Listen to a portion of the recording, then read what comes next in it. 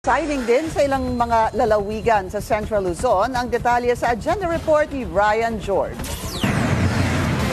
Sa pangunguna ng COMELEC, nagsama-sama ang ilang mga kumakandidato sa Bataan para sa isang Unity Walk Interfaith Rally sa Cathedral Shrine Parish of St. Joseph sa Balanga City. Isinantabi muna nila ang politika at lumagda sa Peace Covenant para sa malinis na halalan.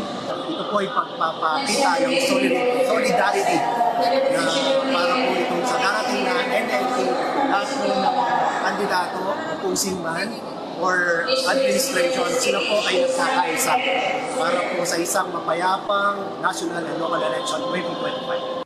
Sa Pampanga, pinangunahan ni dating PNP chief na tumatakbo ngayon bilang mayor na si General Oscar Albayalde ang mga kapwa-kandidato sa isang Unity Walk, Interfaith Peace Rally at Peace Covenant signing sa Angeles City. Umarangkada rin ang parehong mga aktibidad na nilahukan ng mga local candidate sa Arayat at San Fernando City. Paalala ng COMELEC sa lahat ng mga kandidato, sundin ang mga alintuntunin sa kampanya.